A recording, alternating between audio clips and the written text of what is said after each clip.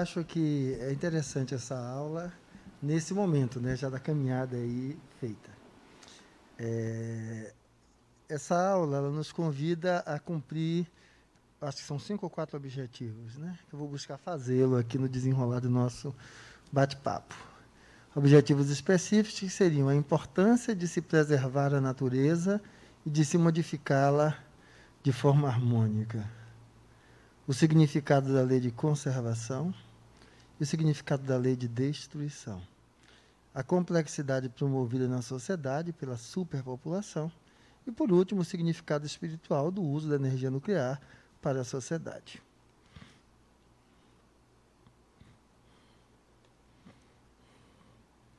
Deixa eu aqui andar para poder estar no mesmo lugar. Pronto. Deixa eu voltar. Se nós olharmos aqui para esses 5 pontos, a gente vai, lendo todos eles, perceber que há pontos de atrito, não é isso? Há pontos de discórdia, que foi o que eu trouxe para isso aqui. E um dos principais pontos de discórdia vai estar aonde fica um cabo de força, onde o problema é que não conseguem enxergar que tem uma vala enorme. E o que é que para mim representa esses 2 pontos? Isso aqui. Nós vamos nos diferenciando dos animais, tem vários pontos de corte, para dizer até onde éramos princípio espiritual, que éramos então animal, e quando passamos a ser homem. Uma vez alguém me perguntou isso, né? Qual o ponto de corte ontogenético? O que é que eu tive a dificuldade de responder, a mesma que eu assumo agora. Eu não consigo ver separações estanques. Essa é a dificuldade pessoal minha. Eu só consigo ver um processo. Então, no momento que a ideia de princípio espiritual se incorpora, entendendo o espírito como uma das etapas evolutivas desse princípio espiritual, fica simples. Tá? Que aí fica aquela discussão, sim, mas como é que animal é princípio espiritual, vira aquilo ali tudo junto e uma hora passa agora a já não ser mais. Como esse salto se dá, aí é uma outra questão, porque temos várias lacunas quando a gente fala de uma descrição de um processo evolutivo contínuo. Mas algo fica claro, porque assim, esses elos perdidos, essas lacunas, ficam aí presentes porque seria existência ou não existência. O que a gente vai olhar? O uso da racionalidade, né? Tem vários animais com níveis diferentes já, de uso também do aspecto da racionalidade. Contudo, em níveis muito ínfimos em comparação conosco. Mas para mim isso basta, porque me diz que não é tudo igual. E como há diferenças, isso pode estar aí presente. E o resto eu entrego ao mistério da vida. Mas por que isso é importante? É porque o homem é o único animal capaz de modificar a natureza em seu próprio proveito de diversas formas. Então, o homem dobra a natureza às suas necessidades. Você não vai encontrar isso nessa magnitude nos outros animais. Nessa não, em muito menores. Por exemplo, de utilizar ferramentas, você vai encontrar assim, animais aprendendo a utilizar ferramentas para estender a sua limitação física. Então, por exemplo, tamanduás, que pegam gravetos, enfiam no formigueiro, porque vai mais profundo do que a língua dele, para dali retirar os bichinhos que ele vai utilizar para comer. Macacos utilizando pedras para quebrar determinados tipos de alimentos. Então, você vai começar a perceber algumas coisas assim, mas são rudimentares. Então, nessa escalada do homem, de buscar, do ser humano, de sobrepujar a natureza, lógico, o que é que começa a aparecer? Eu vou chamar desse movimento de sobrepujar a natureza a evolução tecnológica do homem. Entendendo tecnológica, de uma maneira bem rudimentar, como eu estou colocando, desde quando descobrimos o fogo para cozinhar, certo? O fogo para aquecer, até os dias atuais. Ou seja, o uso de algo que estava além de suas habilidades presentes apenas no próprio corpo. E aí vamos ver, então, a natureza gritando de um lado e o homem gritando do outro, que é o embate que nós temos. Nós continuamos numa curva de crescimento populacional. E se é uma curva de crescimento populacional, cada vez mais a gente precisa de quê? Alimento, vestuário, domicílio local para se proteger das intempéries e tudo mais. Então, isso vai é um curso natural, que não tem como nós bloqueá-lo, né? E, então, a partir daí, vai surgir essa grande disputa. Qual é o problema? De um lado, um lado vai dizer o seguinte: para que se preocupar com isso? Tem tanto por aí. Floresta amazônica, a gente perde um pedaço, mas tem um monte por aí. Tá? Então, esse olhar, que vai fazendo com que não se dê o devido cuidado. Ou algumas situações como você tiver um pé de, uma mangueira. Mamoeiro não, porque eu acho que o mamoeiro não perturba, cai fácil, né? Mas se você tiver uma árvore na frente da tua casa, e você quer tirar, porque está causando um empecilho ali, precisa ver o processo que é para conseguir fazer isso. Agora aqui, o nosso Greenville, desmatamentos enormes. O nosso Alphaville, idem. As custas de quê? A justiça liberou. Como liberou? Aí ficam as interrogações daquelas questões que a gente levanta de confiabilidade. Porque isso surge porque são 2 pesos, 2 medidas. Situações até que a árvore está ali, dificultando, podendo causar um risco, e você tem que pedir ao órgão tal, ao órgão Y, e nego não vai, enrola. Então, o que a gente vai notar é que isso aqui se dá por causa de quê? Do humano. Literalmente do humano. E aí, seguindo um pouquinho mais adiante, do que é que a gente vai perceber? Esse aprimoramento tecnológico faz parte da necessidade da destruição do velho e do surgimento do novo.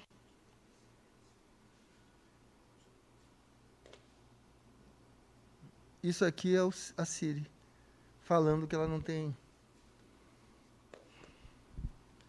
Então, veja só.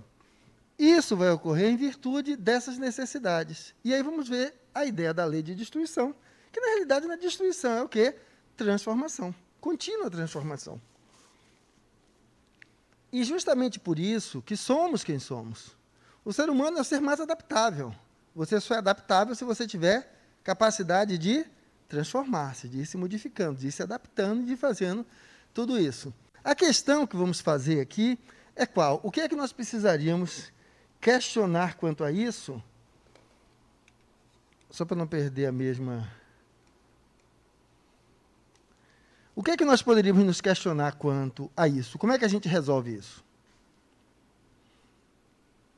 Esse velho embate, essa grande necessidade, como é que a gente resolve isso?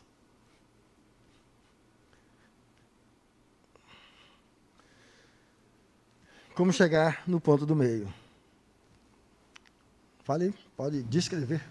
Com equilíbrio, se desmata, planta, se destrói, constrói. Pronto. Alcançar o equilíbrio. Para alcançar o equilíbrio é necessário bom senso.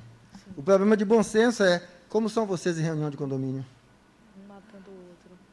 Certo? Que é algo menor. Como são vocês em reunião de condomínio? Para entender que bom senso é uma coisa fácil de propor e difícil de constituir. Mas uma coisa é básica, é preciso, ainda um pouquinho antes do bom senso, conhecimento, para que esse conhecimento paute o bom senso. E nisso, o que é que eu vou convidar vocês? Vocês a olharem o seguinte, não estamos falando de conhecimento, então é fácil eu jogar pedra num dito cujo que está lá, certo? Dentro do ponto de vista administrativo, seja que proporção for, município, estado ou nação, fazendo impropérios. E eu vou metendo o pau na criatura.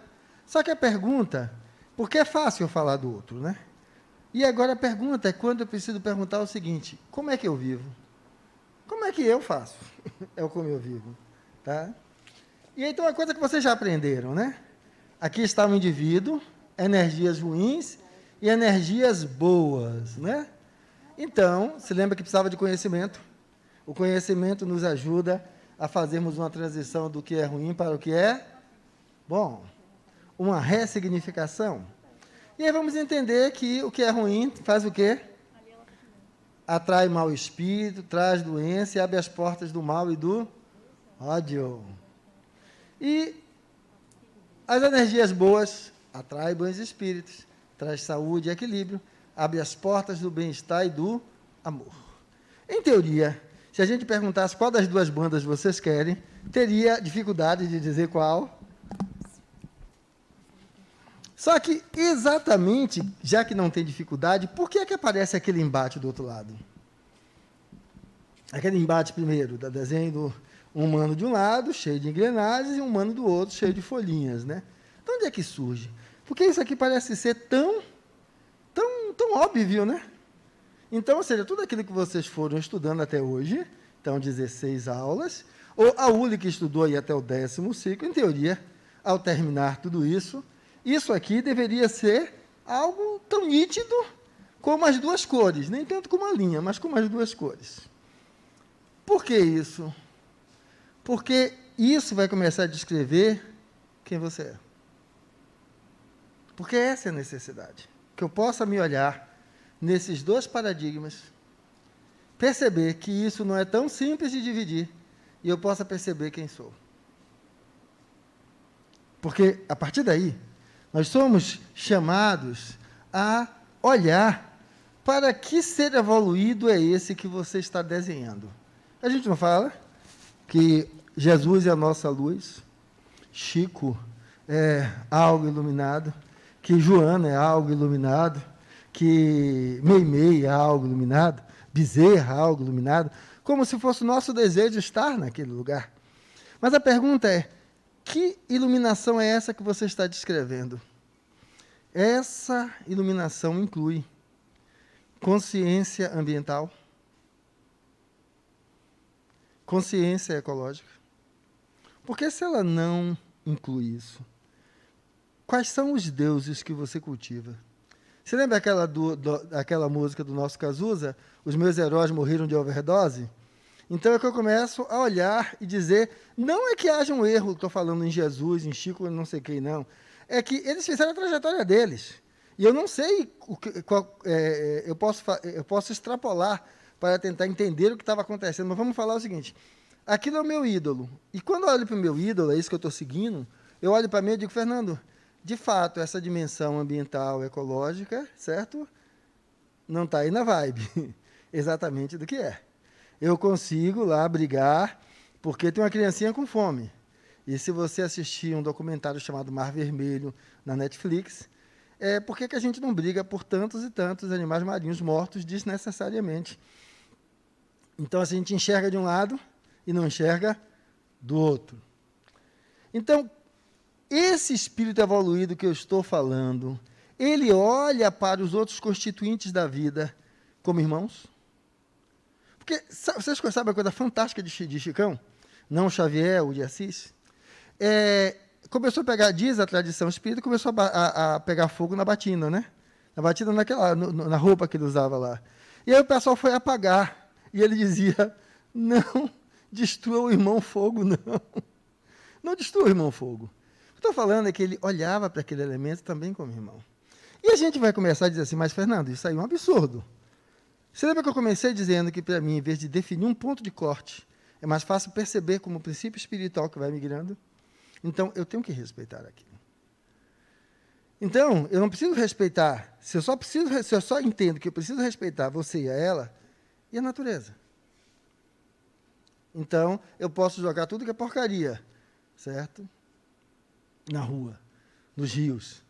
Eu não preciso de saneamento básico. Então, o que é que eu estou fazendo? Isso é importante, porque exatamente, quando você faz essa reflexão, até a gente foi até aqui, o que é que você vai descobrir? Onde você está. Na verdade, eu estou aqui na harmonia, né?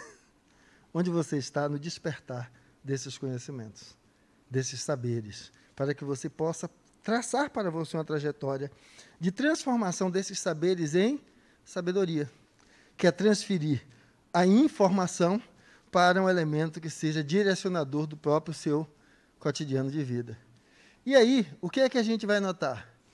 Eu estou falando da necessidade de cuidar desta bolinha. Por que nós precisamos cuidar disso, dessa forma que eu estou aqui a sugerir? O que é que vocês acham?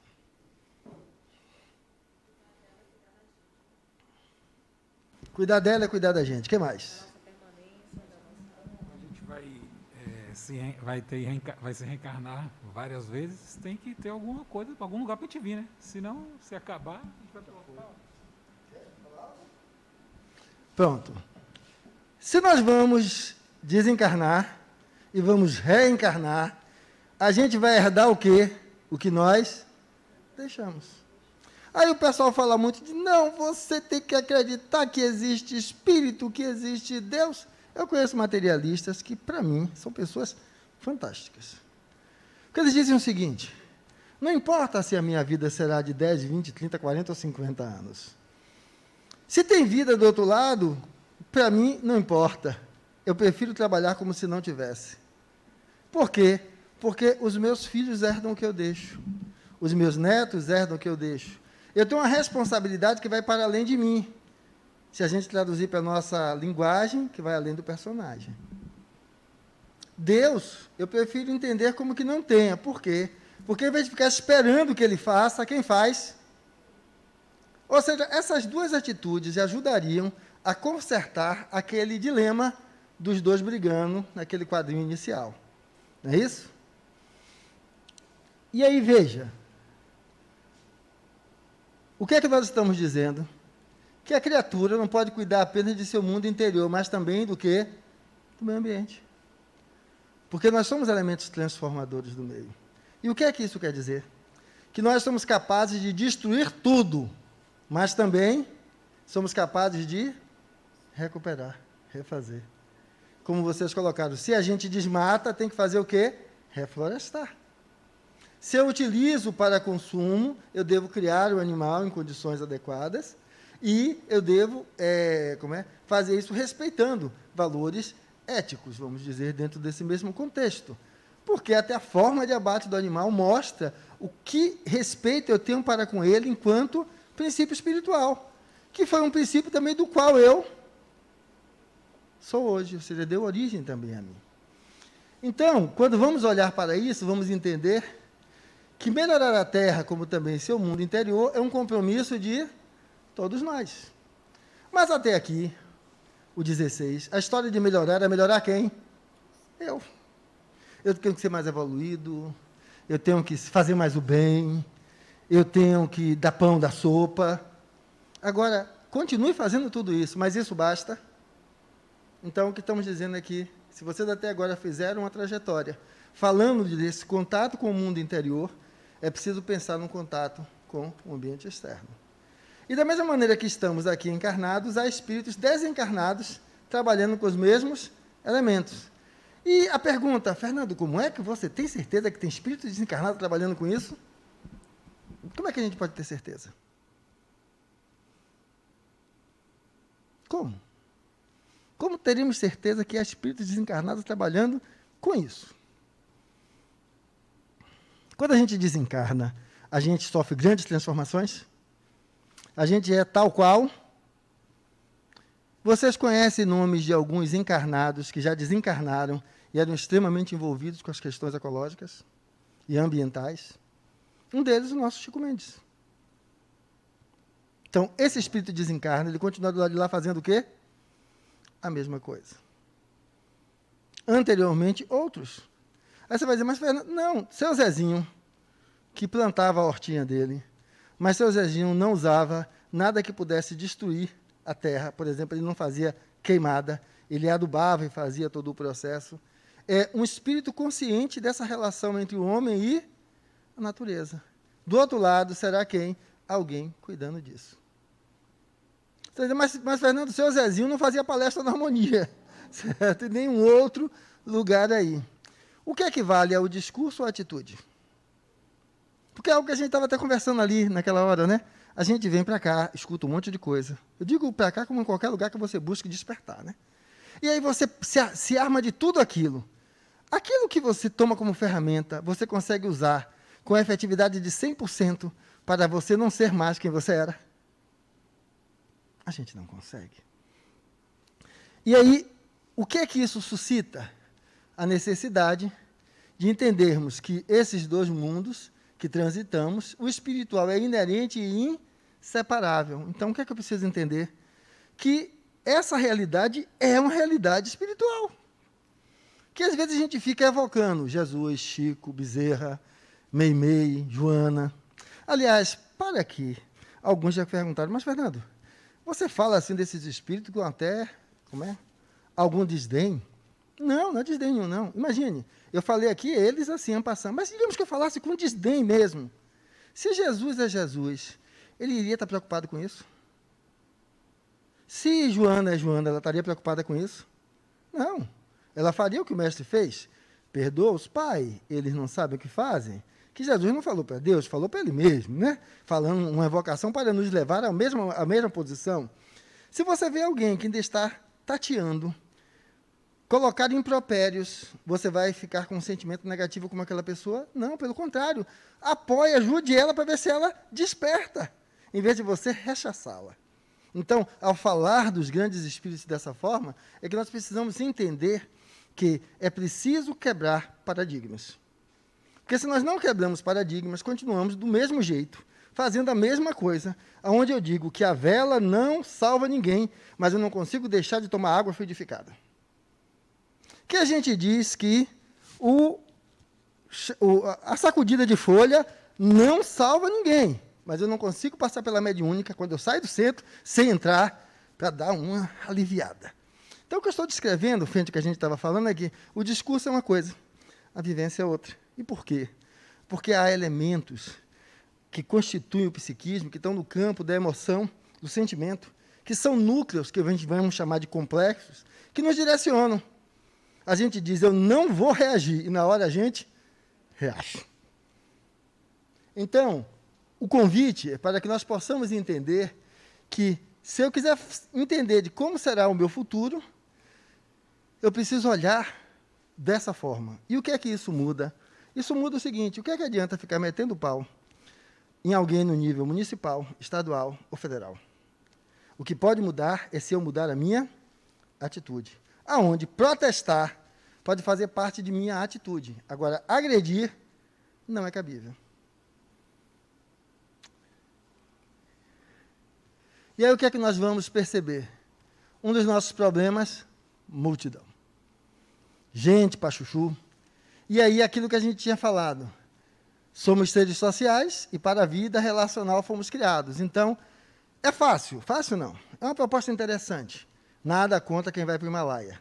Mas para o Himalaia, para aquela, o negócio de Santiago, como hoje, a gente fez no final de semana uma vivência lá no Capão. Veja só, vocês compreenderam que vocês arrumam tudo na cabeça e na hora acontece? Não.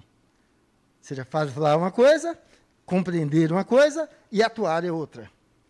Se é assim nesse âmbito, por que você foi para o caminho de Santiago? Isso vai ser diferente? Não vai ser diferente.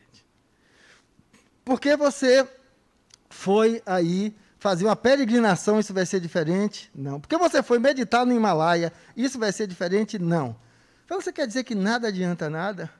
Não é isso que eu estou dizendo. Estou dizendo que a transformação não é isso. Eu fui para o Capão. Se aquilo que eu vivenciei lá, eu não buscar fazer um sacrifício, o que é sacrifício? Sair da zona de conforto. Sacrifício é simples. Se você, não, mas eu estou bem. Então você não fez sacrifício nenhum, não saiu de lugar nenhum, você está no mesmo lugar, só mudou o discurso. Então é o quê? Eu fazer um sacrifício.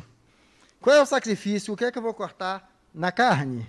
O que é cortar na carne? O que é que eu vou imputar a mim mesmo fazer para começar a criar uma rotina diferente, com base nesses princípios, e dessa forma, repetindo, terminar integrando isso enquanto habilidade. Então, hoje, por exemplo, quando me ligam, às vezes já atendia meio irritado, eu comecei a respirar fundo e fazer, alô, quem está falando? Porque, na realidade, o outro que está do outro lado, mesmo que seja aquelas empresas de telefonia, aqueles telemarketing, não agredi-los não muda nada, não resolve nada. Então, o que eu estou dizendo é que a questão não é a caminhada, o lugar onde eu vou, a questão é que tudo isso é para fora, a questão é o lugar onde eu vou para dentro, comigo mesmo. E aí, vamos entender que é preciso ficar e transformar não só como exemplo, mas é preciso o quê? Mobilização coletiva. Se é preciso mobilização coletiva, e vamos falar aqui de transformação social, qual o primeiro lugar que a gente pode atuar?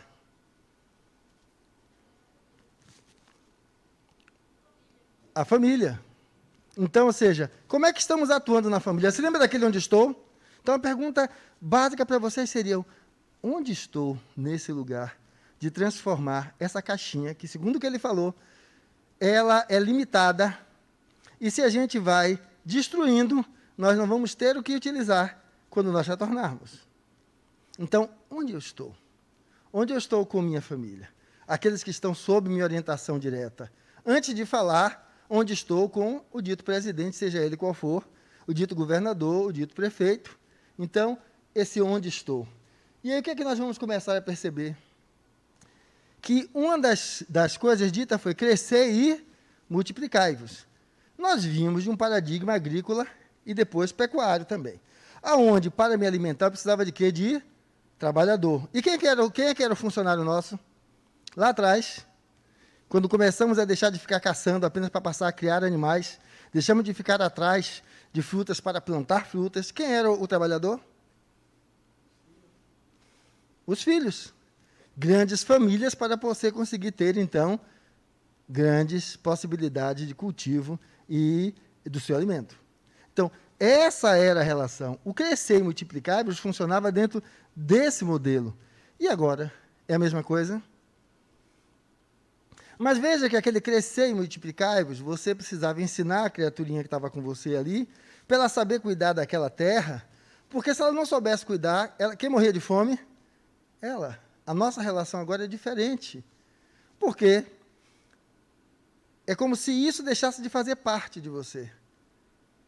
A natureza não faz mais parte de mim. Eu posso jogar lixo na rua, eu posso,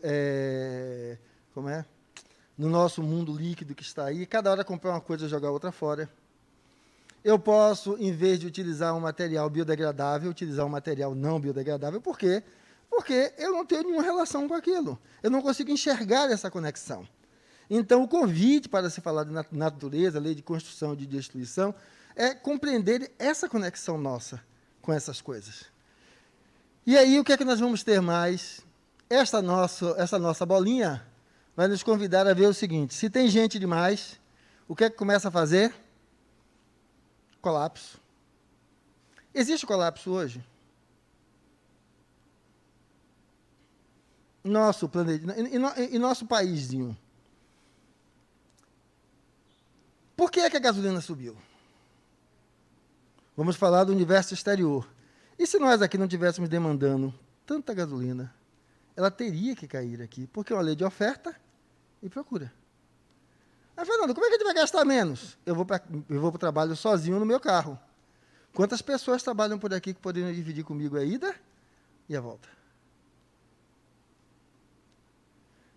Há situações em que eu posso utilizar o transporte coletivo.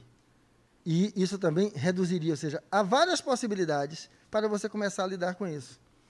Mas os alimentos, você lembra que de vez em quando tem aquelas campanhas, utilize tal alimento e não utilize tal alimento? E quando isso é feito de fato, termina mobilizando a questão do custo. Então, se formos olhar essa multidão que vai criar esses fluxos de lei de oferta e procura, então, se nós começamos a poder agir sobre isso, a gente muda. Mas gasolina eu tenho que ir. Aí já houve uma possibilidade, boicote a tais postos, e não a outros postos. Ou seja, o que está chamando aqui, eu só posso modificar a curva natural de movimento da sociedade se eu me implicar nisso. E aí o que é que nós vamos notar? É que exatamente esse crescimento, levando essa superpopulação, é um mal causador de vários danos. Que danos vocês identificam aí por esse excesso de população?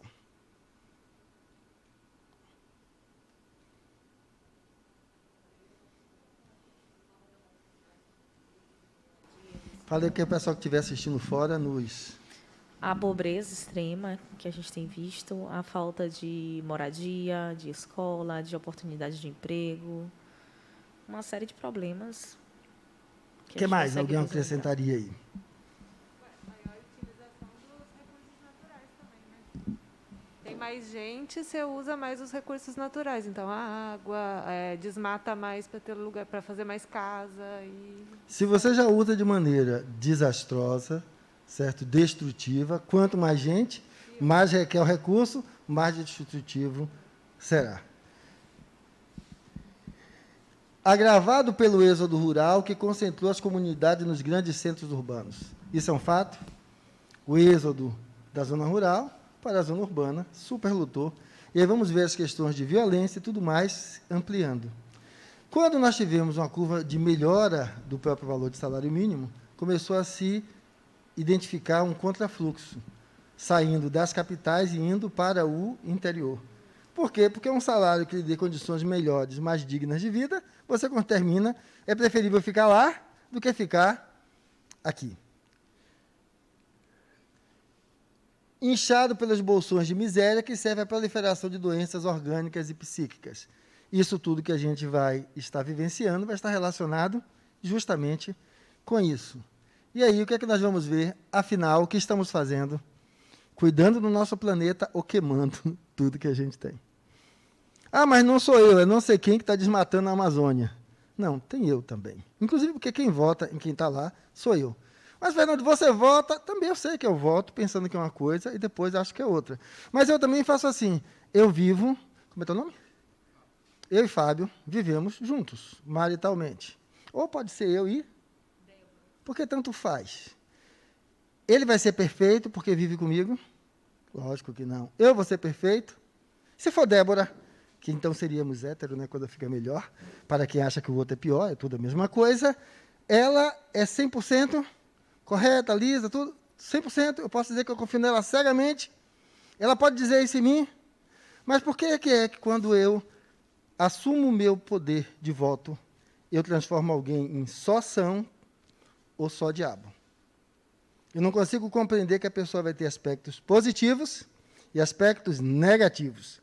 E aí se cria dois bolsões de polaridades, que só defende uma coisa, que só defende outra, e aquele caminho do meio, daquela conversa entre aquele humano de folhas e o humano de engrenagens, se torna impossível. Literalmente impossível. E isso vai ser causa do que está aí. E aí nós conseguimos proteger o mundo? Não, na realidade, o que é que a gente consegue fazer? Alguns vão lá para o Himalaia, vão para o Capão, sem nenhuma crítica aqui a quem faz isso, porque a questão que eu estou criticando aqui não é o fazer, é como eu estou fazendo. Porque às vezes eu fico macaqueando, tá? Então eu vou ficar lá recitando, vou ficar lá e sem fazer nenhum movimento interno. E aí o que é que acontece? Aqueles que se isolam na sociedade a pretexto de não pactuar com o sistema vigente estão se omitindo de uma ação transformadora da situação, reagindo de forma semelhante a uma fuga. Isolar-se, mortificar-se, refugiando-se ou punindo-se agrada ao próprio indivíduo, mas não soluciona o problema. Então eu falo mal do prefeito, do governador, do presidente, que faz bem, a gente acha alguém para jogar o lixo em cima, falo do vizinho, mas eu não olho para mim mesmo. E isso vai fazer com que o quê? Nós estejamos vivendo dessa forma. Em um ostracismo, onde eu digo que nada muda, a política é suja, quem entra naquele meio se vende. Por quê? Porque todo o percurso aí tende a ser sujo. Sim. Então, eu estou dizendo o quê? Que não tem jeito? Já foi pior. Hoje está melhor. Certo? E o ciclo de evolução será esse. Não há mágica. Então, eu preciso o quê? Estar mais desperto. Se eu votei hoje em Antônio, e ele não faz aquilo, e eu não fico enxergando que ele vai ser um santo, porque ninguém é santo, é capeta de um lado e santo do outro, e eu consigo identificar, na próxima eleição eu vou olhar de outra forma, eu talvez vote diferente. Mas não precisa ser eleição, não, o síndico. O síndico. Então a gente começa a poder perceber de uma outra forma. E aí, está vendo esta figura? Parece que quem tem quer fazer o que com quem não tem? Detonar quem não tem. E aí, vamos ver que os grandes grupos financeiros e as empresas, eu alterei, que estava escrito no capitalismo, coloquei no capitalismo selvagem, tem sido responsável pela expansão da destruição da natureza. Porque a questão não é o capitalismo, o socialismo, o comunismo. É quando essas coisas se colocam passando por cima do indivíduo. Então, no momento que nós criticamos o regime comunista, socialista, capitalista, sim. O que é que eu estou criticando? Porque na hora que eu passo por cima do indivíduo, acabou. Vira tudo muito similar. Ah, mas aqui é mais livre do que lá. Eu não estou descrevendo que eu acho que lá seja melhor. É que toda vez que eu passo por cima do indivíduo, mas vamos sair do regime. a gente cria aqui um centro, o Senhor da Luz. E agora o centro cresce pra caramba, tá? E aí, quando ele cresce pra caramba, se o meu valor não for aquele que chega aqui à porta, e aí ele chega e começa a fazer barulho aqui, eu mando fazer o que com ele? Pegue ele e prenda. Pegue ele e bote para fora. Pegue ele e não pode ficar aqui. Eu já participei de uma estrutura do centro, onde teve um médium que pegou algodão com éter, botou na boca, para, numa reunião, se fazer passar por Bezerra de Menezes. Bezerra de Menezes não tem esse conto histórico de um elemento de efeito físico? Quando ele está presente, aparece aquele halo, né, de éter. Então, o que se faria com um médium desse? Eu ouvi pessoas dizendo, ele não entraria mais aqui. O que a gente faria com um médium desse? O que a gente faria? Eu achei brilhante o que foi feito. Ele continua aqui. Isso é uma casa de doentes. Se nós nos descartamos, o que é que nós estamos fazendo? É o contrário, chamar aquela pessoa, ver o que está ocorrendo, dar o suporte, porque todos nós somos falíveis. Entendeu a brincadeira que eu fiz com ele, convivendo, ou com ela convivendo, que não há ninguém infalível? Agora, se eu reconheço a fragilidade dela, e nessa falibilidade a gente cresce junto, porque quando eu ajudo o outro, também me ajuda a compreender aquela deficiência em mim, isso aqui ganha maior dimensão ou menor dimensão? Maior dimensão, como é hoje, cresce a cada vez mais, porque nenhum a menos. É uma das regras dessa casa. E isso é importante? É, porque é isso que eu estou descrevendo. Essa questão é esse elemento selvagem, que ele quer ganhar em cima de todo mundo, em cima de tudo. E aí o que a gente vai dizer? Por detrás delas estão a avareza, a vaidade, que transforma o homem em lobo do próprio homem, consequentemente de si mesmo. Alguns desastres que a gente teve aí. Aquela que... Não quero citar nomes, é meio complicado só. Mas, de vez em quando, tem algum desastre ecológico, tipo aquela barreira que rompeu, que aí várias pessoas foram soterradas. E a gente vai vendo, como eu citei aqui, as licenças ambientais, que a gente pergunta, seja, eu não posso tirar uma árvore da frente de minha casa, mas eu posso desmatar a Mata Atlântica que está aqui dentro e fica tudo por isso mesmo. Então, nós começamos a perceber o que é que está por trás de interesse nessas coisas. E aí vai ser esse capitalismo selvagem. Essa forma de querer tirar lucro de qualquer forma, que vai levar a um maior nível de destruição da natureza. E que, atuando de forma abusiva, deixa um rastro de destruição quase irreparável, sem a mínima noção de respeito às gerações futuras. Quando a gente olha isso, eu já imaginei que o problema era entre o rico e o pobre. É esse o problema? Entre quem tem mais e quem tem menos. É um problema de classes. Eu terminei entendendo que não era um problema de classes. Você pega alguém na favela, não falando mal da favela, não, falando da favela pelo nível de IDH baixo. E essa pessoa não tinha uma condição financeira. Vai ser porteiro e vai ganhar agora um salário mínimo e meio. E agora no Black Friday vai ter uma promoção de televisão, aquela televisão de 65, que aí saiu mais barata, que ele vai comprar em 50 prestações. Ele vai chegar em casa, botar na parede do barraco, que é maior do que, quase do tamanho da televisão. E a partir daquele dia, todo mundo vai ter que escutar o quê? A música que ele gosta, o filme que ele quer ver. Porque ele vai botar nas alturas, sem respeitar quem está do lado. Eu falei aqui na favela para dar um choque de desproporção, mas a gente vai ver isso aonde? Onde nós moramos. O vizinho de baixo, quando quer fazer festa, não quer respeitar o som do direito do de cima. A festa que se faz, então, no salão de festas, a gente faz o quê? É para ir até 1, a gente quer levar até as 5. Se eu não consigo respeitar o direito do outro, eu só quero o meu direito respeitado, eu vou conseguir um diálogo entre aqueles dois personagens iniciais, a mulher de verde e o outro cheio de engrenagens? Não. Porque, mais uma vez, é fruto de nosso modo de comportamento. Então, foi que comecei a compreender que, se eu quero transformar isso, qual é o sítio de transformação disso? A família, como minha amiga falou, e fazer disso aqui não apenas um negócio que a gente pega informação e pendura na estante. Isso tem que ser algo que venha-se para cá e saia daqui incomodado. A ideia, e isso acho que é o meu viés, algumas pessoas brincam, dizem assim, Fernando, a gente vai assistir aula com você, sai da aula mais doido do que o que entrou. Mas é isso. Se você não sai daqui incomodada, entendendo a zona de conforto em que estava, qual o valor disso? Qual o valor disso? Porque é isso, instigar. Ah, mas Fernando, você está falando isso porque você já está fora disso. Não, eu estou dentro tal qual vocês. Só que é um movimento. Quando eu incito esse movimento em vocês, vocês incitam esse movimento em mim. Agora, quando eu não faço esse movimento, eu também não incito o movimento em mim. E aí, o que é que a gente vai começar a notar? Eu acho que aqui... Qual a finalidade dessa universidade livre do Espírito? Eu pedi para separar vocês em duplas, que eu queria que vocês discutissem um pouquinho agora. Nós falamos sobre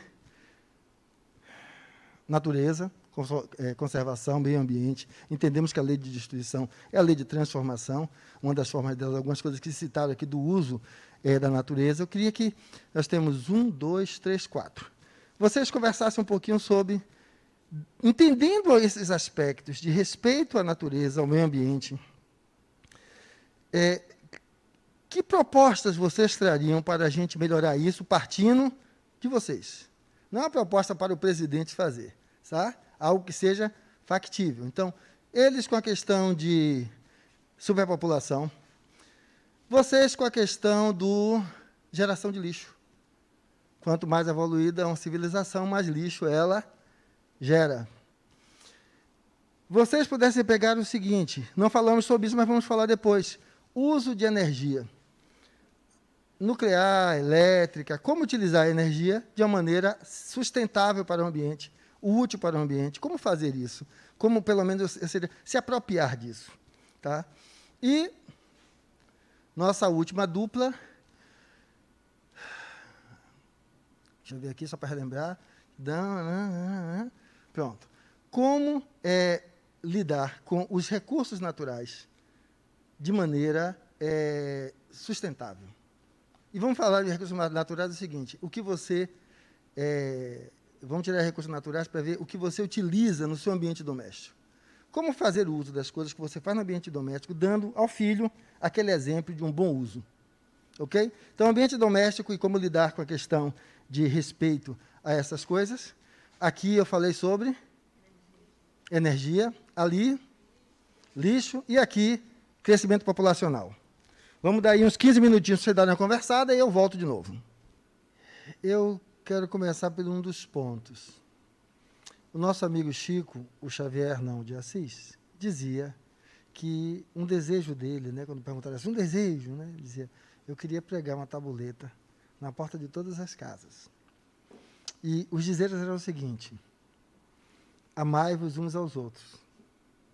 Então, na porta da tua casa, quando você fosse entrar, você lesse aquilo ali. E aquilo fosse elemento de inspiração na hora que você está ali colocando. Lógico que, quando eu li essa frase, eu achei fantástica, mas eu pensei o que é que Fernando faria. Eu botaria uma na saída, uma na entrada, outra na saída. Certo? As duas. Mas, então, o que eu entendo da frase que Chico colocava é que, assim, a família é a célula da sociedade. A célula da sociedade.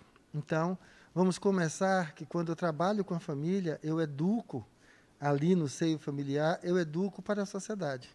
Eu só posso transformar a sociedade se eu transformo a célula da sociedade. Então, há nisso um equilíbrio. Aí vamos ver um senso de lei de conservação.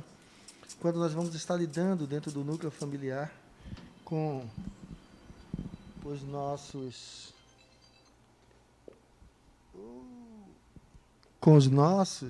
e estamos lidando com eles, respeitando determinadas normas, pré-requisitos e padrões, mas nós sabemos até que ponto aquilo deve ser mantido e em que ponto aquilo precisa ser rompido.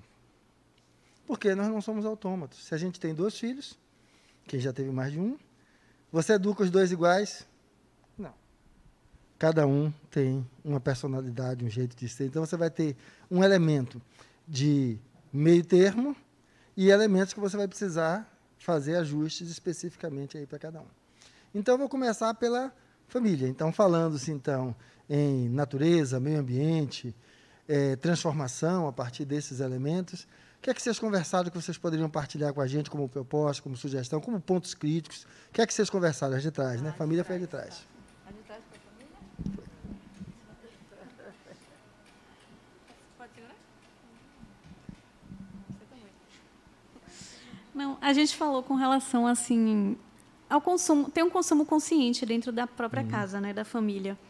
Por exemplo, buscar produtores de alimento, né, que estejam o mais próximo possível da sua casa, aqueles produtores que se encontram dentro de uma determinada região, né, para que não venha de longe, para que não gaste esse transporte de combustível maior, tal. Então, você procurar consumidores próximos das cidades, né? Falamos também do quê? Do consumo de água, estar sempre atento a isso, a estar economizando água, energia. Eu falei também com relação aos produtos, assim, como geladeira, fogão. Tem algumas empresas que eles, quando você faz um determinado uso por um determinado tempo, eles retomam, depois que você usou, né, eles fazem esse recolhimento desses produtos, né, para transformar de novo em novos produtos ou em outros materiais. Mas acho que era reciclagem reversa, né? Que eles pegam de volta esses produtos para darem outra finalidade. Então, buscar consumir dessas empresas, né? O que mais? E dar o exemplo, né, de uma alimentação mais saudável, sem menos embalagens, menos industrializados também. E servir de exemplo para o filho, né? Que acho que o exemplo é a forma que ele mais aprende, mais do que quando você fala, né? Quando a gente fala em família, um pouco daqui vocês falaram, que quiserem complementar quando for colocando, estejam à vontade, basta só pedir de volta o microfone. Por exemplo, dentro de casa, vamos aprender a lidar com duas dimensões básicas do existir: dimensão corporal e física. Então, vamos aprender daí os cuidados com a higiene, hábitos saudáveis, seja sair do ostracismo e fazer uma atividade física, em selecionar, ou seja, grupos de alimentos.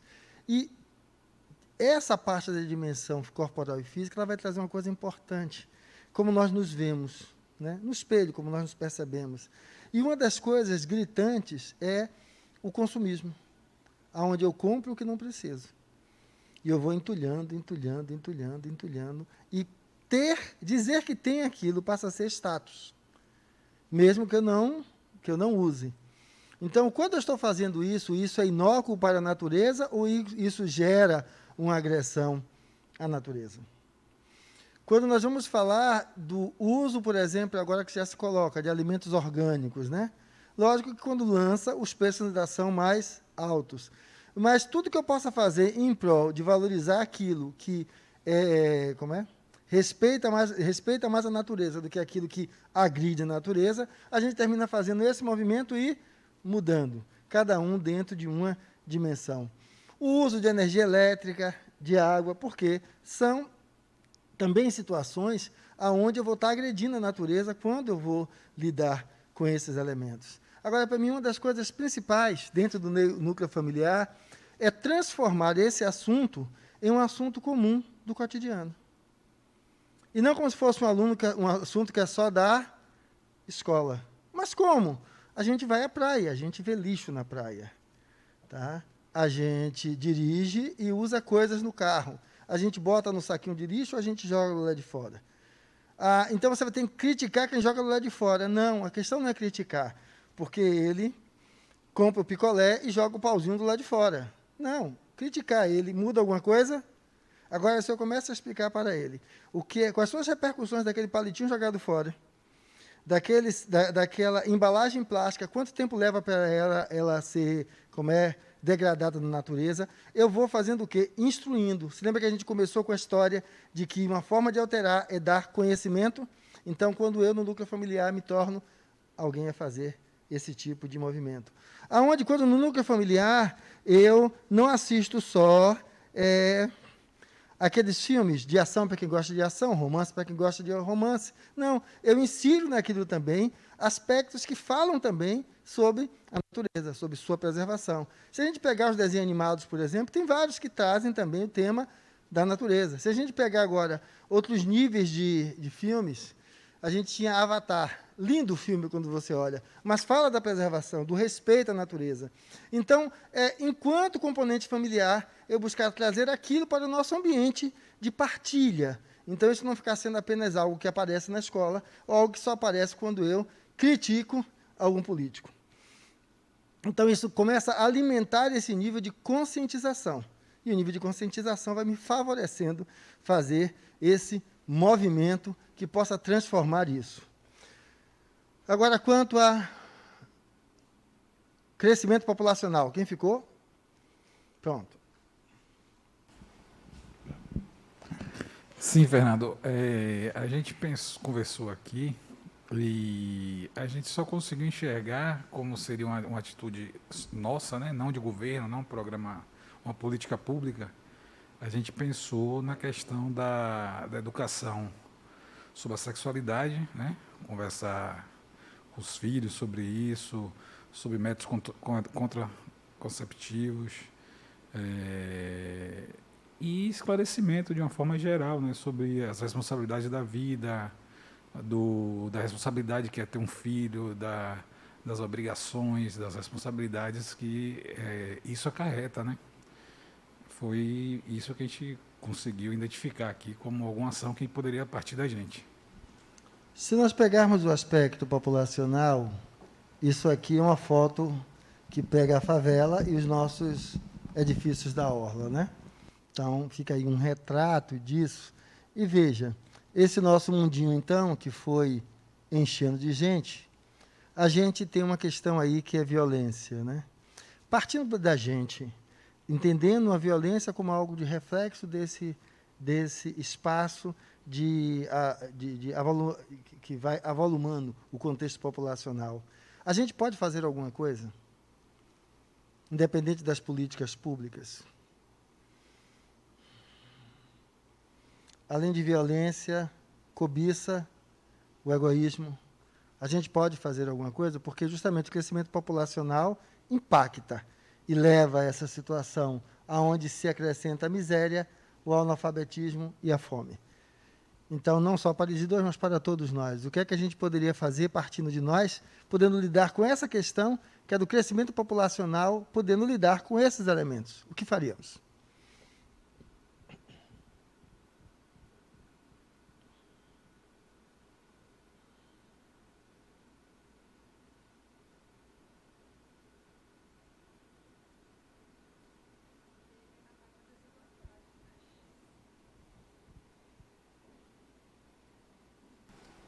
Eu acho que para diminuir a violência seria acabar com a desigualdade, mas aí eu já não vejo assim como a gente poderia fazer isso enquanto. Vocês têm alguma sugestão? O que é que eu posso fazer para lidar também com esses elementos? Ela citou a desigualdade social como um dos elementos significativos daqui. Eu acho que no mundo perfeito, em algo assim, né? Seria o compartilhamento. Eu vou compartilhar com isso de uma certa forma, de uma escala menor, cada um fazendo um pouquinho pelo outro, a gente consegue diminuir a miséria. Se eu tenho conhecimento, eu consigo replicar, eu consigo diminuir um pouco do analfabetismo, eu consigo, óbvio, que na minha visão isso é um grãozinho de areia, porque eu entendo que a responsabilidade maior sobre essas questões, ela realmente está nas mãos dos nossos, né, dos políticos, daqueles que a gente elegeu, tal. Mas, enfim, enquanto ser humano, enquanto pessoa responsável pelo outro, pelo meu semelhante, eu acho que seria o compartilhamento, tanto do intelectual quanto do material, para que a gente conseguisse, pelo menos, reduzir essa desigualdade. Reduzir essas desigualdades. Quem mais?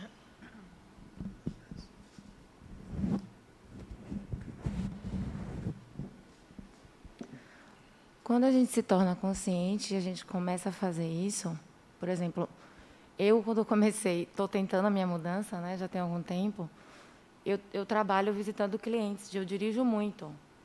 Aí eu falei, a partir de hoje eu não vou me estressar mais com o trânsito. Eu realmente não me estresso mais.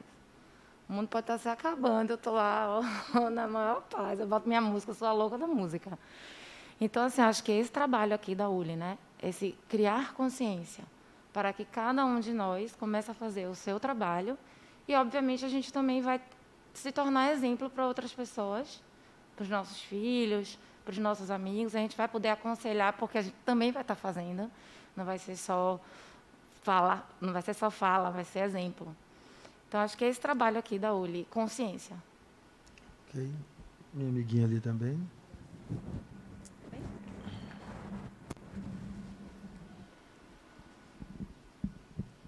Eu estou pegando só o gancho um pouco dela. É porque eu vejo assim, a violência, a miséria, analfabetismo e fome, eu acho que ele está mais... Claro que a gente, de pouco a pouco, a gente pode fazer alguma coisa, mas eu acho que está mais para o macro de Estado, e aí eu estou falando de Estado de uma maneira geral. E tem muita correlação com o estudo, né? Eu acho que quando você cobra, e eu acho que falta muito de nós como cidadãos participarmos disso e cobrarmos, porque eu acho que se a gente tivesse a oportunidade de estudo, não teria tanto, na grande maioria, não teria miséria, não teria fome e, consequentemente, a violência diminuiria, porque violência mesmo em grandes centros com oportunidade, a gente sabe que a gente tem violência. O egoísmo e a miséria, eu acho que parte da gente. O egoísmo e a cobiça parte muito da gente, né? É muito. A gente tem como fazer de uma forma mais ágil, a gente se modificando, né? A gente verificando determinadas oportunidades, se a gente tiver estender a mão e fazer alguma atitude e trabalhar com a gente, e com outra a gente até consegue, não sei. Esses pontos aí, em relação ao que ela estava falando, não sei se condiz. A maioria de nós aqui temos contato ou com algum empregado doméstico em casa, ou com um porteiro. Ou seja, nós começamos a falar que o conhecimento é a base transformadora, porque a gente transforma saber em sabedoria quando a gente vai colocando em prática. Você falou que era um grãozinho de areia, né? Mas imagine que, além de você, várias outras pessoas fizessem uma coisa que eu vou propor agora. Mais uma vez, eu não estou dizendo que vocês não deem sopa. Quando eu digo você, é porque estão nos escutando pela internet também. Não dei sopa, não dei cobertor, não estou dizendo nada disso. Continue fazendo. Agora, veja o seguinte. Se você, na sua profissão, no seu trabalho... mas eu sou doméstica. É um trabalho? Quem trabalha dentro de casa? Na sua profissão, você lidar com o outro, buscando dar o melhor de si, não é cobrar do outro o melhor, dar o melhor de si.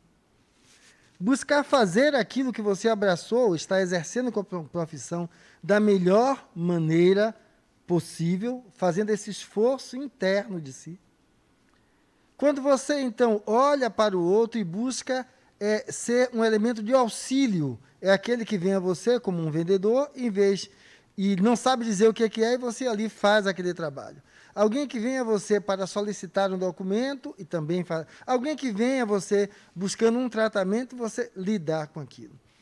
Digamos que nós, em vez de imaginar caridade, certo? Apenas essa caridade de dar o que é fácil dar, nós buscássemos entender a caridade como dar o óbolo da viúva, aquilo que é difícil fazer.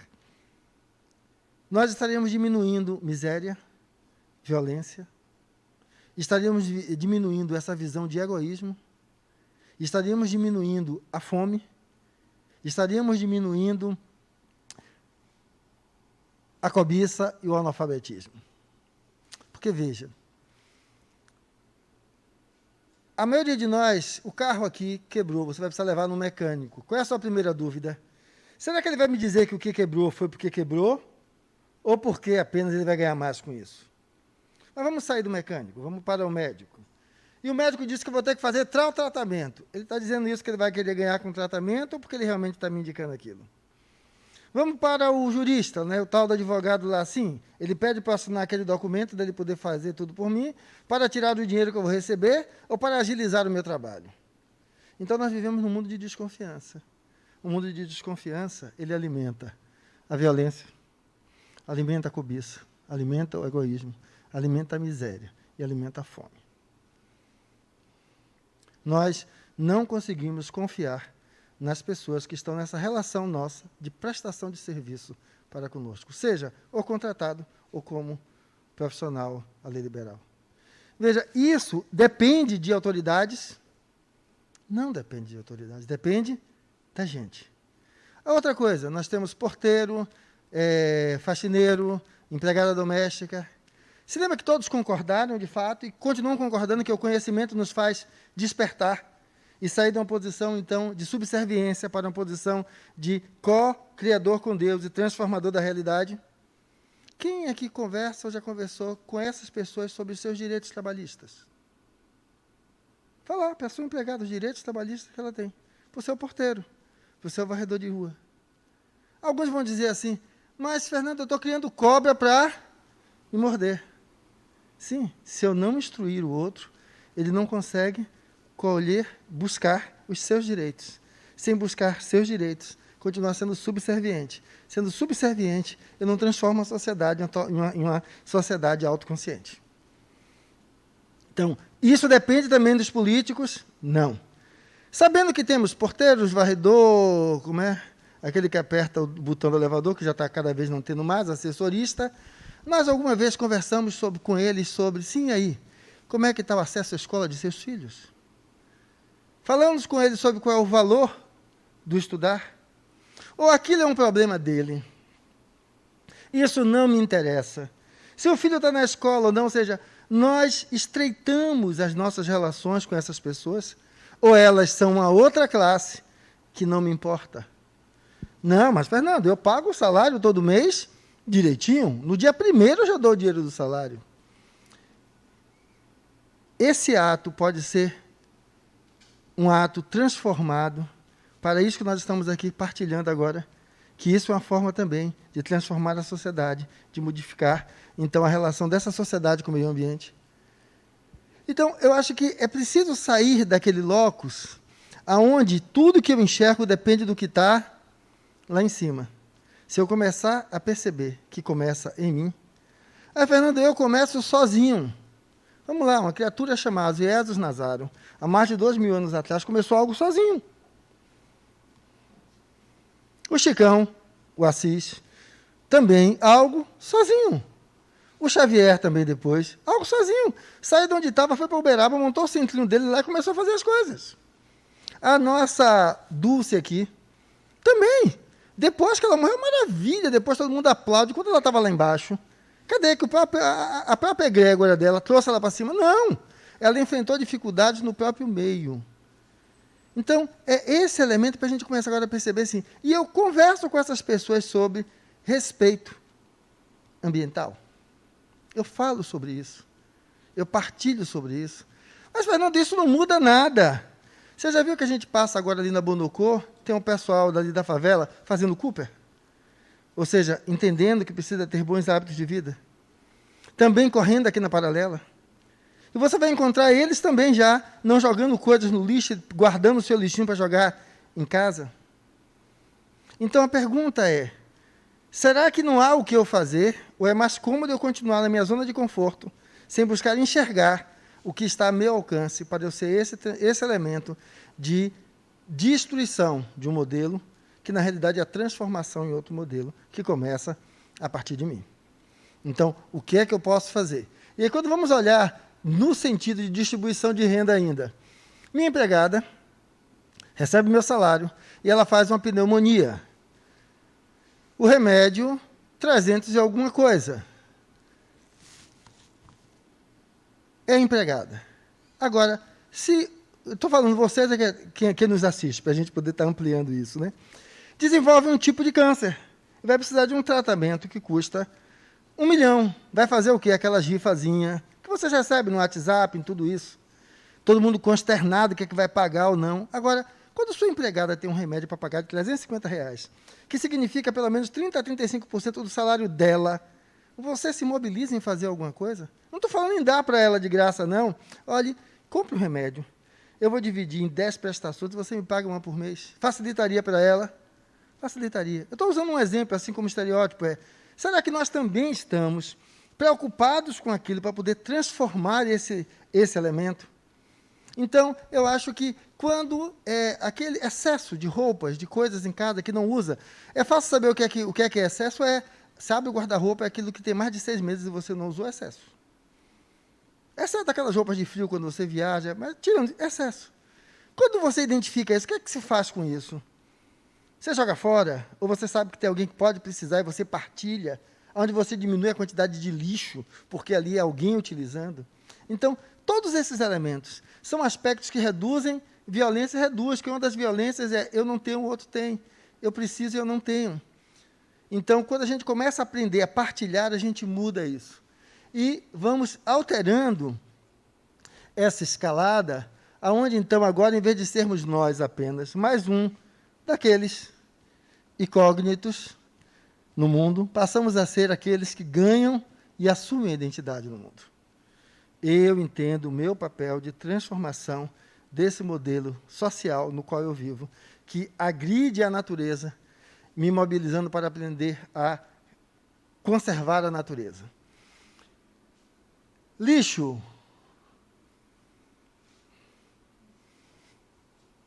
Chega a ser desolador, né? O ursinho largado e o menininho do lado. Aí não? A gente pensou para dentro, né, da família. Primeiro, a separação de lixo, né? A questão de lixos recicláveis e demonstrar isso, principalmente para quem tem filho, né? Para já começar a criar uma cultura. A questão, vai me lembrando, a questão de, por exemplo, lixo orgânico, que é uma das coisas que a gente tem grande deficiência disso, né? Tem algumas pessoas que fazem, inclusive, os composteiros, tem lugares que, infelizmente aqui não tem tanto, mas tem poucos que tem aquelas partes de triturador. Eu acho que é uma coisa que é interessante, porque não vai via esgotamento sanitário. Eu acho que é menos lixo em rio, né? Porque não deixa de ser poluição.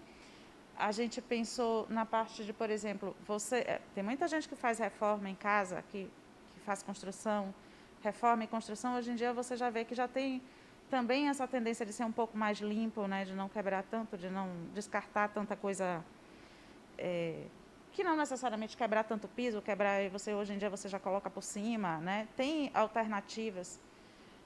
A questão de roupa, né?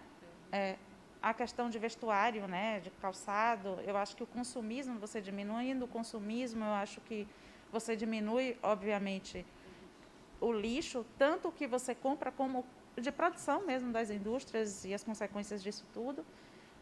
O descarte do que você usa, que é o que você acabou de comentar. Então, você tem muita roupa, a forma como o que você não utiliza, como é que você descarta isso, se você doa, se você manda para um brechó.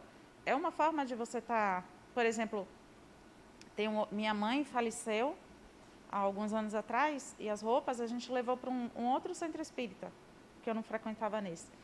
E as roupas em bom estado foram todas vendidas por R$5, gerou renda para o centro espírita e foi uma coisa que serviu para a população local, né? Então, acho que tem mais alguma coisa? A questão de desembalar menos e comer mais coisa Sim, natural, né? você ir em mercado, exatamente. Você hoje em dia já tem, começando a ter essa consciência de você ir para o mercado e você as questões das embalagens, né? Você consumir menos embalagem, né? Sacolinha plástica também de mercado, né? Então, Ter a sua própria sacola. a questão... E aí, a gente estava comentando que é um nível um pouco mais macro, que é a questão de saneamento básico também, né? Porque lugares que, se a gente pudesse realmente diminuir, por exemplo, esses lixões, a partir do momento que você diminui a quantidade de lixo, a tendência é você diminuir, né? Exatamente. Gerar chorume, questão de saúde, né? Saúde pública, né? A gente já tem tanta miséria e ainda com isso aí, se pudesse ser incinerado. Mas aí já é macro, né? Que não é o que você está querendo. Você está querendo mais para nível familiar, né? A gente mora, desculpa, mas a gente mora num município que não tem saneamento básico. E numa altura dessa é um absurdo, porque os rios da região eram rios altamente limpos, que há poucos anos atrás todo mundo se banhava, e hoje em dia é esgoto.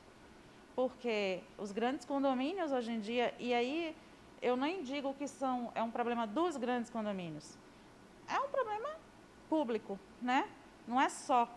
As pessoas descartam no rio, porque o poder público não faz o que deve e as pessoas também não têm consciência. E aí, em vez de procurar alternativas que sejam para sanar o problema, enfim, eu já falei demais. Joga no rio, entendeu? Então, é muita questão de consciência, né?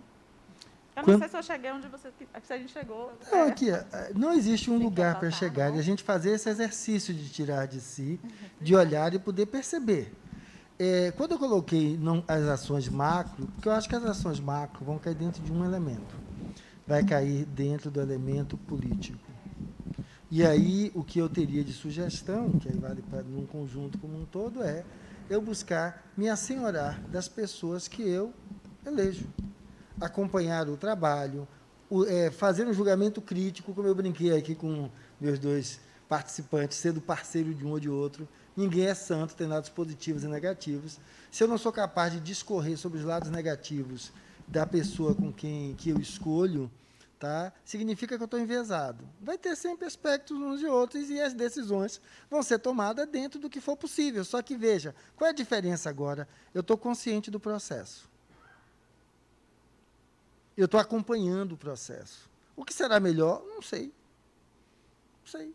Eu acho que... então, é por isso que eu acho que entra dentro desse elemento. Então, nós como buscarmos conduzir. Que é uma coisa muito comum. Você votou em quem para vereador? Eu não lembro mais. Você votou em quem para deputado? Eu não lembro mais, certo? Quem você votou para prefeito? Eu não lembro mais. Quais foram as promessas de campanha feitas e não cumpridas? Eu não lembro mais. Então, eu acho que para mexer no macro, nós precisamos desenvolver uma cultura de não ser apenas eleitor de dia de eleição e que só entra no debate para defender pontos opostos, em vez de olhar de uma maneira mais lúcida, mais clara, para que a gente possa identificar pontos positivos e negativos e ir navegando. Por isso que eu falei, então, de não entrarmos no macro. Agora, disso que vocês colocaram, é porque, como você disse, o rio era um rio limpo e agora é um rio que já não tem vida, está morto por causa da quantidade de lixo, né? Então, o que é que eu contribuo para isso? Até, às vezes, a forma como a gente acondiciona. Mas eu estou saindo para além da forma. O que é que eu estou colocando? É que como está o meu nível de consciência ao lidar com aquilo. Tá? Então, já não é só acondiciono, o ideal é eu acondicionar, mas em que nível de consciência aquilo está? Quando eu apenas acondiciono, porque eu não acondiciono bem, para não terminar lascando e cair pelo meio da rua, esse ato fica só como um ato meu, eu também transformo isso em um elemento de educação para o núcleo no qual eu convivo. Para que a gente comece, então, a perceber que é possível, com pequenas mudanças, a gente ir alcançando aspectos maiores. Porque imagina, se eu só fico dentro do meu quadradinho e eu não contamino outros, aquilo não ganha dimensão para que a própria esfera política comece a enxergar naquilo uma necessidade.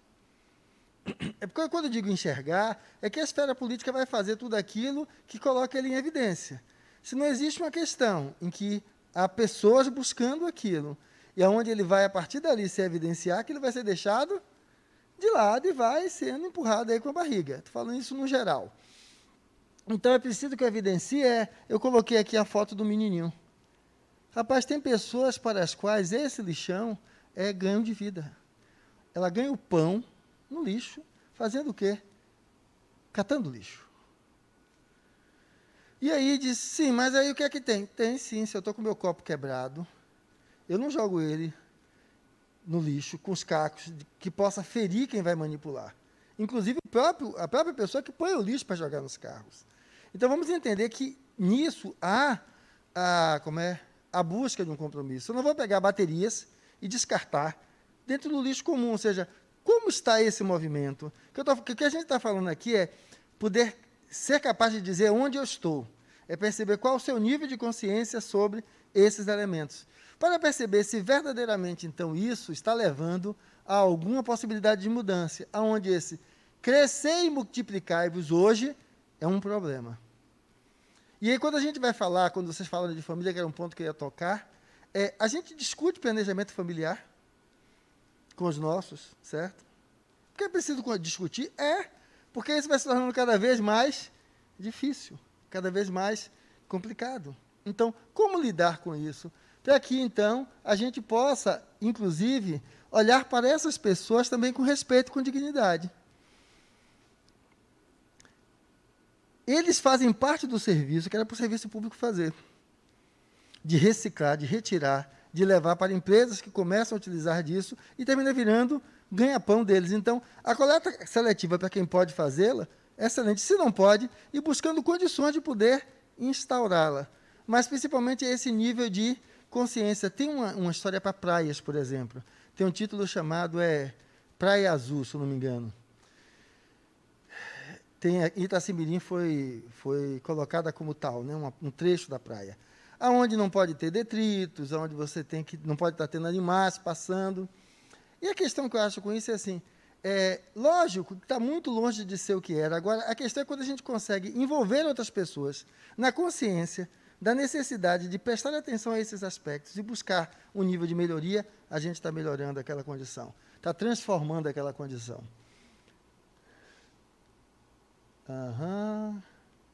Sim.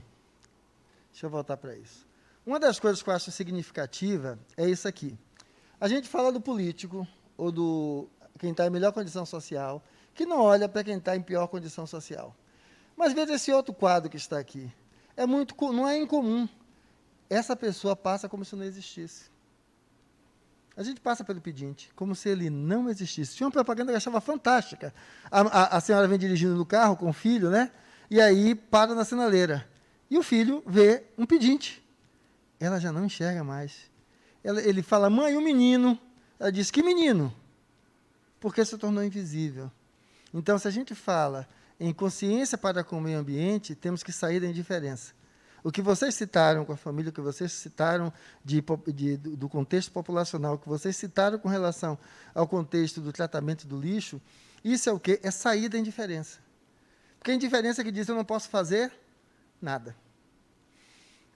Agora, ainda dentro disso, um tópico que eu não coloquei com vocês é esse aqui. Animais em extinção. Segundo o nosso... Isso aqui é uma crueldade. Mata esse bicho só para tirar o chifre, porque tem poderes afrodisíacos, que não é de fato nada disso, e outras coisas, que vai levar a gente a conduzir esses animais para o estado desse animal aqui. E aí o que é que a gente vê? O Brasil, mesmo sendo o país mais rico em biodiversidade, contém animais presentes nas regiões brasileiras que estão em extinção e podem desaparecer completamente em poucas décadas. E isso fica en passant. Estava com as onças, né?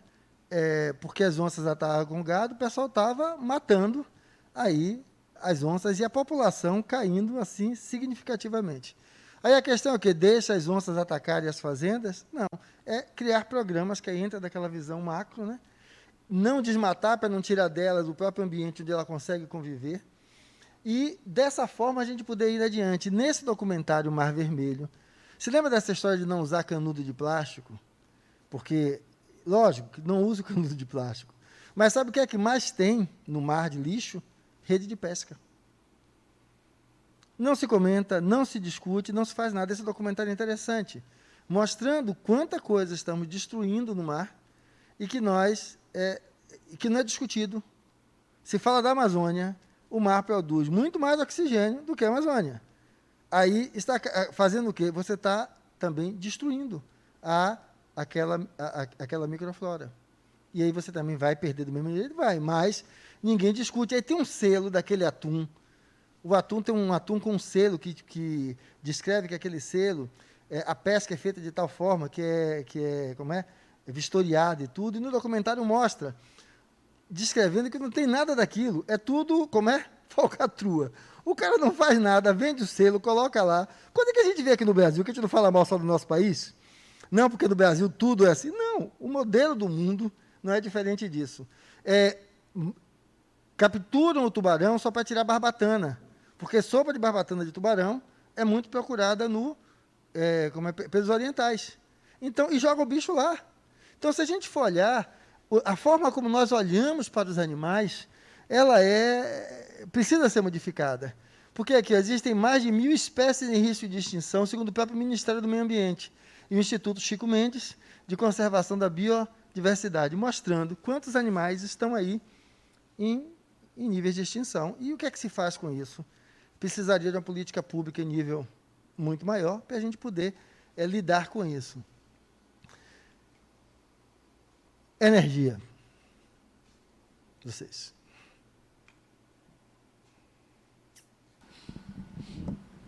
Nós conversamos aqui e chegamos ao entendimento que, na nossa realidade, né, o que a gente pode fazer realmente é o consumo consciente. A utilização de equipamentos em horários que não sejam de pico. O desapego também de outros equipamentos que, devido ao capitalismo, o consumismo, o modismo, eles foram sendo empurrados na nossa rotina familiar, né? Os robôs, o micro-ondas, aspirador, que é um robô, e assim sucessivamente, esses eletros que, apesar de trazerem benefícios, eles sobrecarregam, né, o consumo da energia.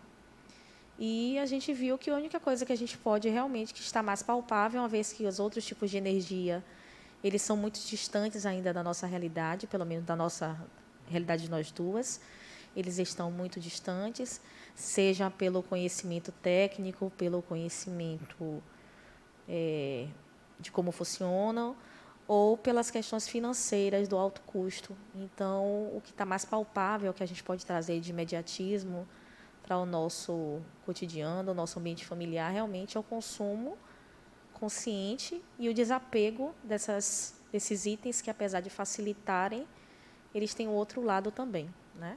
Que é o aumento, a sobrecarga do consumo e que não traduz um consumo consciente, apesar de facilitarem a vida, né? Enfim. Esse aspecto, a gente fala do aspecto do uso consciente da energia, recai sobre esses elementos aí, de fato. Como nós não produzimos energia, o que fica ainda a nível de produção de energia é que tem crescido muito o uso daquelas placas de produção de energia solar, podendo viabilizar isso. A questão da utilização da energia, de apagar luzes, de não estar utilizando de outras formas. Outros elementos que não são exatamente gerador de energia, mas vai estar no nosso uso de combustíveis fósseis, né? Consumo de gasolina, o que é que você utiliza. Hoje, a presença de carros híbridos aí, mostrando essa possibilidade da redução do uso de combustível e melhora da camada de ozônio em paralelo com isso, porque vem ampliando e é uma das metas também de redução desse tipo de coisa. Alguns elementos a gente não usa, mas o uso de outros níveis de energia, tipo usinas de carvão, como se usa muito no Oriente, o carvão como queima, também a Europa tem pontos utilizando isso. E quando a gente fala de energia, aquela energia atômica, que era tida, então, como algo temeroso, né, que deveria ser descartado hoje, é a energia mais limpa. Seguindo os parâmetros adequados lá de produção, é a energia mais limpa. A que menos seria o elemento contaminante. Quando se fala nisso, lá atrás, eu tenho 56 agora, um dos nossos temores era aquela história da guerra, da terceira guerra nuclear, com a guerra atômica, que isso foi sendo... Hoje, nossos filhos nem se preocupam com isso. Porque no momento que se globalizou tudo, ninguém quer perder, ninguém quer dizer os grandes investidores, né? Então, se qualquer um dos pedaços cai, eles perdem. Então, essa possibilidade foi quase que extinta. Não extinta porque ainda tem aí todo o arsenal, né? Mas essa ideia de possibilidade de disputa de um com o outro, levando à extinção, isso foi cada vez mais colocando de lado. E o que é que apareceu? O uso da própria energia nuclear, de maneira, então, ordenada, seguindo os critérios, sendo a energia mais limpa, e a utilização dela hoje em outros métodos, né, de investigação diagnóstica. Então, na realidade, a questão não é temer a forma de energia que a gente vai utilizar, mas é utilizá-la seguindo normas, seguindo critérios, para que isso possa ser positivo para cada um de nós. Agora, veja só, a gente falou sobre um elemento sombrio de como a gente fazer. E a pergunta que eu teria para vocês agora é: e por que eu não faço? Nós falamos dos elementos aqui, né? E vamos extrapolar. Por que que a gente acha aqui que eu não faço, os outros não fazem? Por que que não faz isso? Porque o que a gente falou aqui parece ser coisas óbvias, não é isso? E por que não faço? O que é que vocês acham? Ou por que não fazem?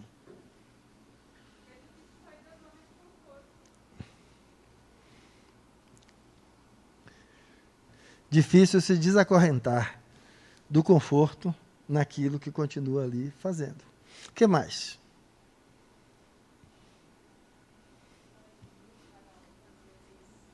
Importante esse conhecimento que a gente tem aqui, dessas necessidades de fazer tudo isso, às vezes para o outro, sequer passa pela cabeça devido à falta do saber, do conhecer.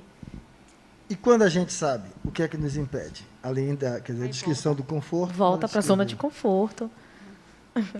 Uma das Sabe, coisas não faz. é isso aqui, né? Enxergar. A gente não fala de sombra, e a gente fala de sombra falando dos nossos problemas lá, com a mulher, o marido. Qual é a questão ambiental? A gente identificou aqui alguns pontos dessa sombra, porque a gente falou de coisas que a gente pudesse fazer em casa, por isso que eu pedi que fosse essa reflexão. O que é que eu posso fazer a partir de mim, com a família, certo? Como é que eu posso estar respeitando aí a natureza? Então, é um outro elemento sombrio agora, que é um elemento sombrio que não é mais aquele contexto de estar falando das minhas questões para comigo, mas das minhas questões para com o ambiente externo. E aí, veja só, um esclarecimento que eu queria colocar. A gente fala como se nós tivéssemos um espírito. Na realidade, o espírito é que está vivendo uma experiência no corpo físico. Só que isso aqui é uma realidade espiritual. E aí o que é que a gente vai entender disso? Que viveremos bem no retorno após a reticidade de acordo com o que façamos ao planeta agora, enquanto no corpo físico.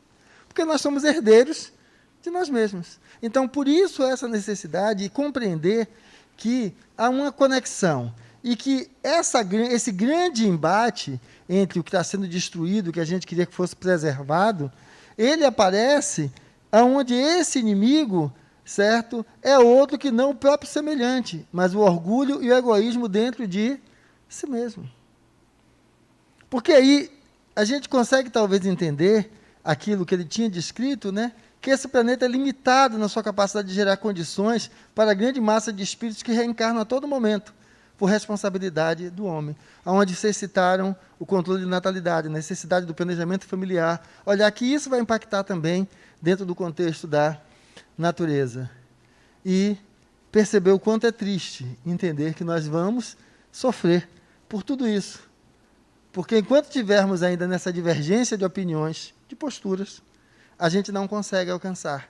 A gente precisaria ter um olhar que fosse mais congruente para conseguir esse diálogo, esse espaço, desde o núcleo familiar, as nossas conversas com amigos, a nossa atuação na nossa profissão e a forma de nós lidarmos com os nossos bens de consumo.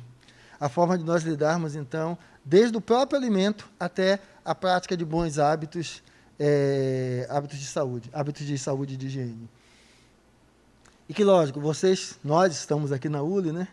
Então, que isso precise ganhar sentido, onde a gente possa olhar para nossas personas, essa forma que a gente é, como eu sou em casa, como eu sou no trabalho, como eu sou com minha mãe, como eu sou com minha filha, e olhando criticamente, poder fazer com que um olhar crítico nos leve a, observando isso, buscar fazer adaptações. Você lembra que eu falei que não há transformação sem sacrifício? É qual o sacrifício que eu preciso fazer para superar as minhas limitações. E dessa forma, olhando a partir da ótica do espírito imortal, que entende que vai voltar, que estará aqui, que tem que cuidar de tudo isso, que é responsável por tudo isso, ele começa então a conduzir você enquanto personagem a saber lidar com as suas personas, buscando então uma atitude que a gente vai chamar de personalidade ótima. Aonde então eu sei quando eu voto, eu não me omito de dar opinião. Eu, na minha opinião, não busco destruir o outro, mas sim trazer sugestões que sejam propícias a uma transformação. E, dessa forma, entendendo que preservar o meio ambiente é dever e necessidade ao mesmo tempo. Isto era o nosso movimento, certo?